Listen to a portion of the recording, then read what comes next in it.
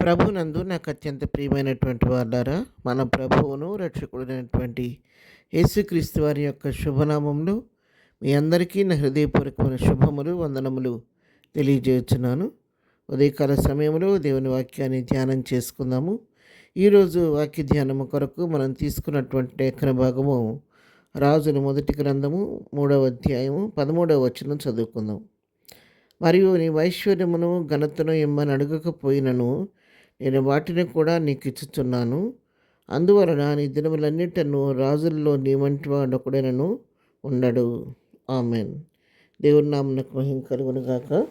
ఇవి జ్ఞాని అయినటువంటి సొలొమోను గురించి వ్రాయబడినటువంటి మాటలు.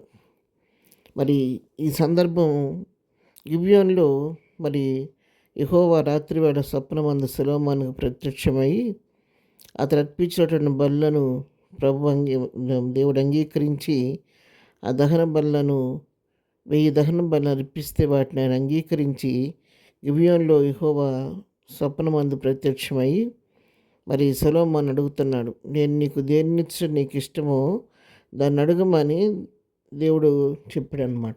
చెప్పినప్పుడు మరి సొలొమోను నాకు అది కావాలి, ఇది కావాలి, ఐశ్వర్యం కావాలి, ఘనత కావాలి, ధనధాన్యాలు కావాలి, యుద్ధంలో జయం కావాలని ఇవేవి అడగలేదు. కానీ ఎంతో జ్ఞానయుక్తంగా దీన మనస్సుతో మరి దేవుని దగ్గర ఒక చిన్న విషయాన్ని మాత్రమే మనవి చేసుకున్నాడు.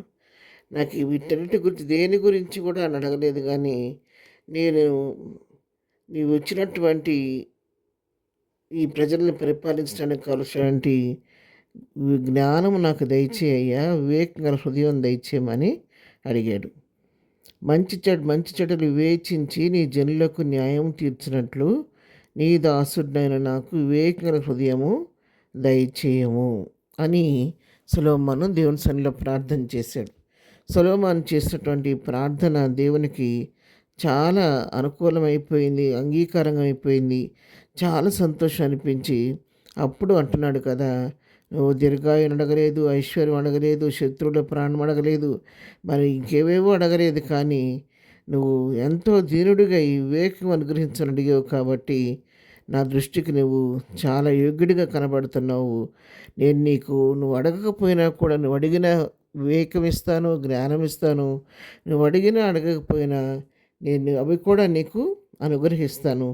నీలాంటి జ్ఞానం కలిగినటువంటి వ్యక్తి, నీ వంటి వాడు ఇంతకుముందు ఎవరు లేరు, ఇక ముందు కూడా ఎవరు ఉండబోరు అని చెప్పని సొలొమోనుతో చెప్పి సొలొమోనుకి సమస్తాన్ని దేవుడు అనుగ్రహించాడు. ఆ సందర్భంలో ప్రభు చెప్తున్నటువంటి మాట, నీవు ఐశ్వర్యమును ఘనతను ఇమ్మని అడగకపోయినా కూడా నేను వాటిని కూడా నీకు ఇచ్చుచున్నాను. అందువల్ల నేను దినములన్నిటిను రాజుల్లో నీ వంటి వాడు ఒకడును ఉండడు అని చెప్పని ఇక్కడ తెలియజేస్తూ ఉన్నాడు.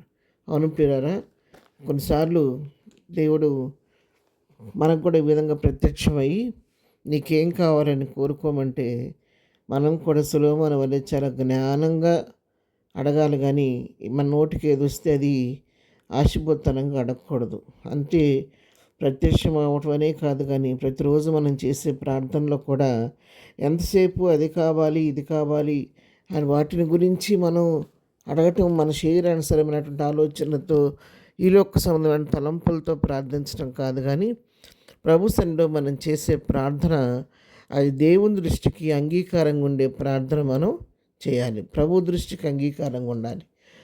ఎప్పుడైతే ప్రభు దృష్టికి ఆ ప్రార్థన అంగీకారం ఉందో దేవుని అడిగిని ఇస్తాడు. నువ్వు అడగకపోయినా కూడా ఆయన వాటిని జోడించి వాటితో పాటు ఇవి కూడా అనుగ్రహిస్తాడు. కాబట్టి ఉదయకాలం ఎవరికి వారు మనం చేస్తున్నటువంటి ప్రార్థన అది దేవుని దృష్టికి అంగీకారంగా ఉందా లేదా పరిశీలించుకొని సొలొమోను లాంటి యుక్తమైన ప్రార్థన చేసి అడగకపోయినా కూడా ప్రభు తానుగా స్వయంగా అనేకమైన వాటి మనకి ఇచ్చే విధంగా యోగ్యమైన ప్రార్థన చేసి ప్రభు దృష్టికి ఆయన కృపకు పాత్రలు అవుదాం. ప్రార్థన. ప్రేమ కలిగిన తండ్రి, పరిశుద్ధురాని పాదములకు వందనాలు. సొలొమోను చేసిన ప్రార్థన ఆయన దృష్టికి అంగీకారమైన ఆయన అతనికి జ్ఞానము వివేకంతో పాటు మరి దీర్ఘాయువును ఐశ్వర్యను మరి ఘనతను కూడా నువ్వు ఇచ్చావు తండ్రి, నీకు స్తోత్రాలు. ఉదయకాలం ఏం చేస్తున్న ప్రార్థన మీ దృష్టికి అంగీకారంగా ఉండటానికి నీ కృపకు పాత్రమైన కృప మాకు అందరికీ దయచేయండి.